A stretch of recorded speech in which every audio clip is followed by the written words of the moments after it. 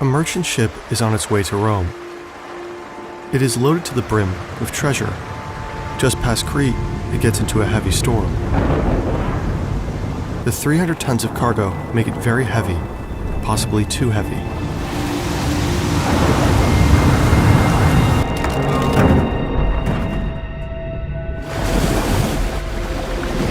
The ship sinks.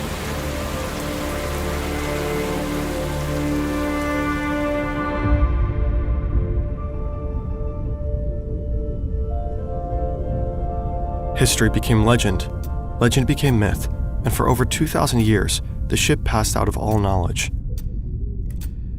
Perhaps it would have been forgotten forever, swallowed by the sea like so many ships before it. That was until a sponge diver from a small town of Simi makes a dive into the ocean. On the sea floor, he discovers a bronze hand sticking out of the mud, heavily corroded, but still recognizable.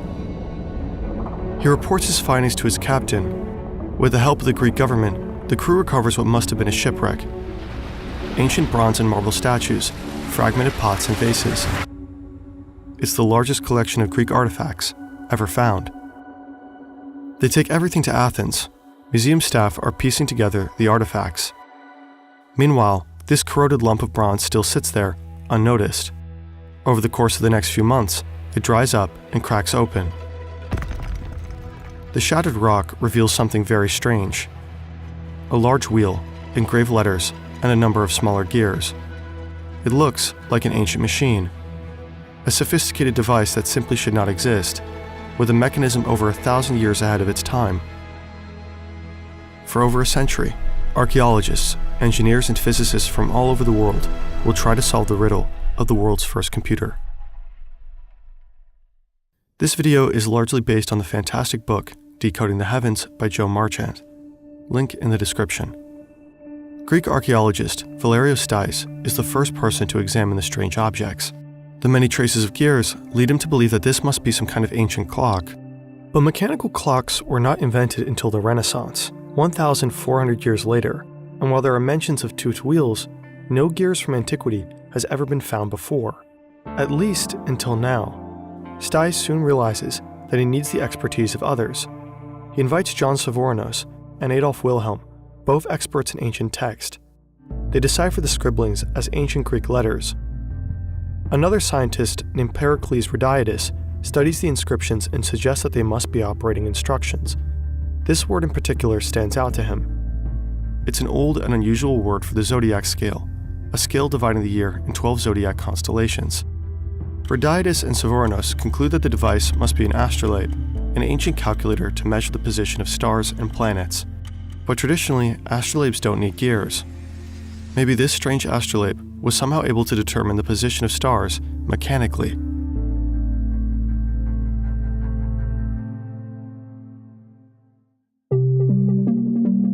In the following years, the fragments are carefully cleaned.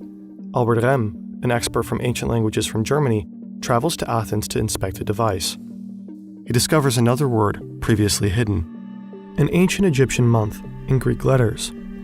What if, Rehm argues, this machine is able to simulate the movement of celestial objects throughout the year? Shortly after his discovery, work on the Antikythera mechanism stalls. Years pass without any new major breakthroughs. 2 world wars hamper the excitement.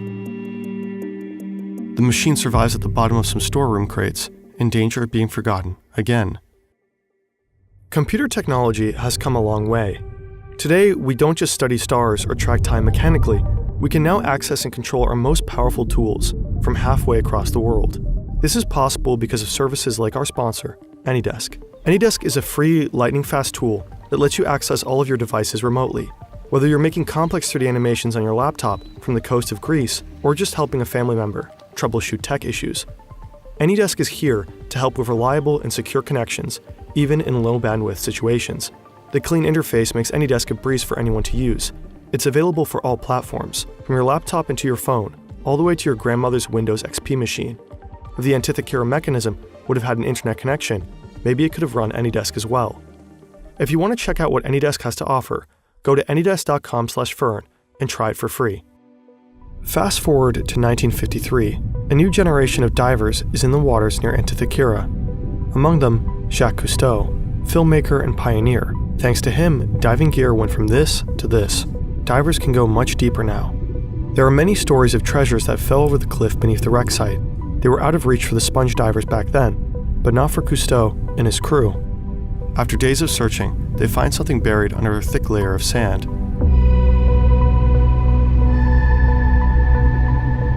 The sunken ship's hull, almost perfectly preserved. But the crew does not have the necessary equipment to unearth it. They return 2 decades later with better gear and a camera. The crew finds more treasure, but no new parts from the mechanism. Luckily, science itself is developing rapidly. Derek Price, a historian from the UK, uses newly developed X-ray technology to scan the existing fragments. He finds more gears and is able to build the first model of the Antikythera mechanism. He calls it a calendar computer. But his model isn't very accurate. For it to work, Price had to change the number of teeth on the gears, despite his X-ray images showing otherwise. The researchers Michael Wright and Alan Bromley see that Price clearly made some mistakes, so they decide to solve the mechanism themselves. The two fly to Athens. For a month, they re-examine, measure, and photograph the 82 remaining pieces of the device. But after 2,000 years, and likely passing through as many hands, the inevitable happens. Maybe an X-ray was the right call, after all. The two learn of a relatively new technique called tomography. It basically works by taking multiple slices of pictures from an object and putting them together afterwards. They take a total of 700 images. With them, they can have a clearer look at the inside. After years of work, Wright and Bromley are this close to unraveling the mystery. But suddenly, Bromley cuts ties with Wright. He thanks Wright for his work, takes the images, and leaves. A few years later, Bromley is diagnosed with cancer. On his deathbed, he confesses to Wright he alone wanted to be known for solving the Antikythera mechanism, but he failed. In the end, Bromley hands over his 3D scans to Wright. Wright had already designed a prototype in 2002, but with these images, he would be finally able to solve the device. Or so he thought. Tony Freeth, a mathematician and filmmaker, gathers a group of researchers under the Antikythera Mechanism Research Project. The group scans and measures the fragments yet again, this time with even better and newer technology. The quality of their images is astonishing. Even the smallest inscriptions hidden deep within the stone are now readable in sharp detail. They regularly publish new papers of the device. There are a few more expeditions to the shipwreck, with drastically changed diving gear. But again, no one can find new pieces of the mechanism on the seabed. In 2021, Freeth and the others are finally able to put together all the pieces of the puzzle. They are able to combine all the evidence of the last century in one machine.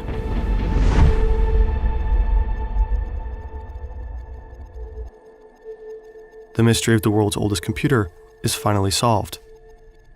So, what does it do?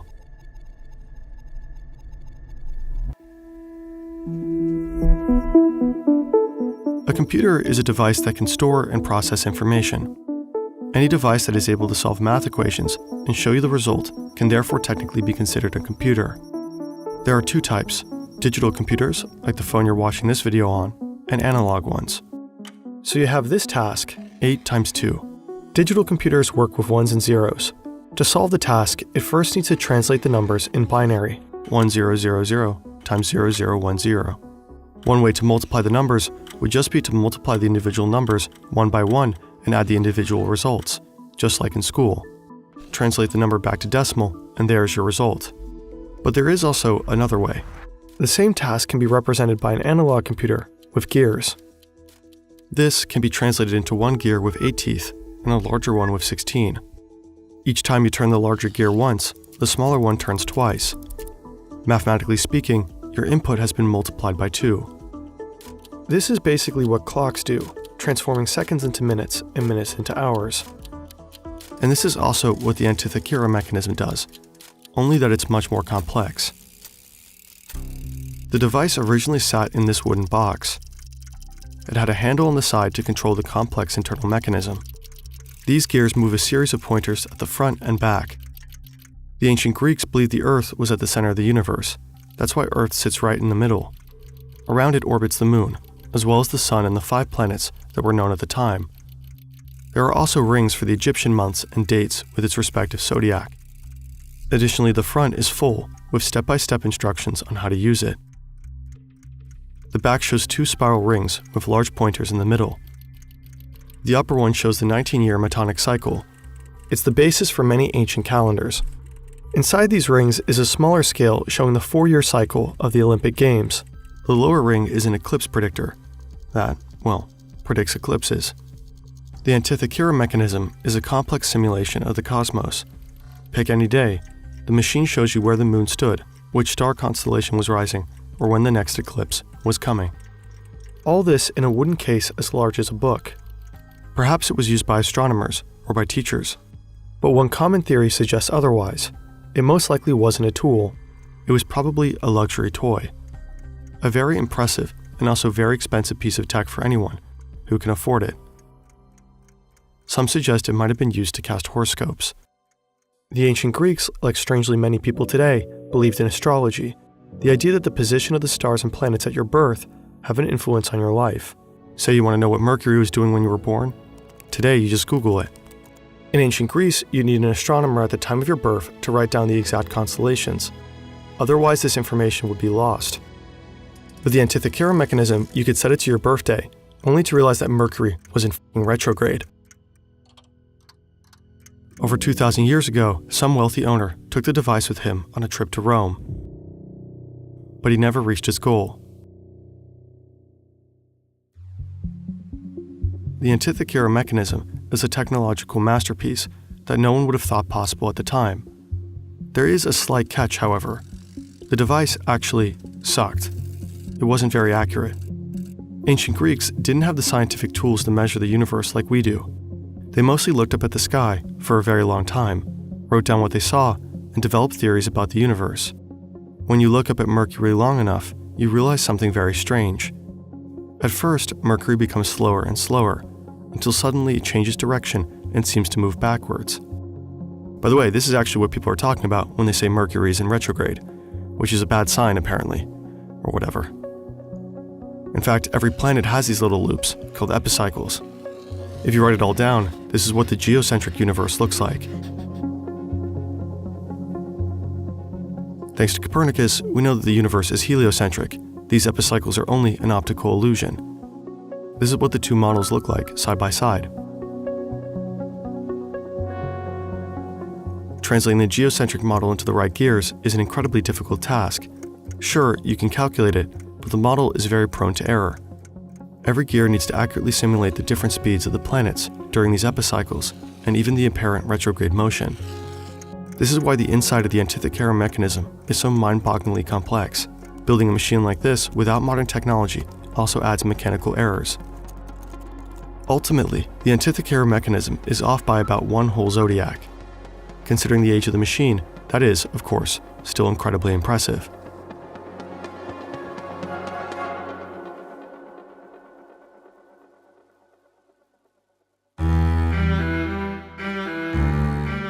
For a long time, historians believed that the ancient Greeks were talented, but not very practically minded. Philosophy, yes. Pretty sculptures, sure. But building a space computer out of gears, absolutely impossible. But they somehow did. The Antikythera mechanism is so unbelievable that some people believe it actually came from aliens and was used by them to navigate the stars. For others, it is an ancient time machine and plot device in a Hollywood movie. Fact is, the Antikythera mechanism is real, and it most likely wasn't even the first of its kind. Several ancient texts mention a device designed by Archimedes, a sphere that shows the motion of the sun, moon, and planets around the Earth. But it was lost.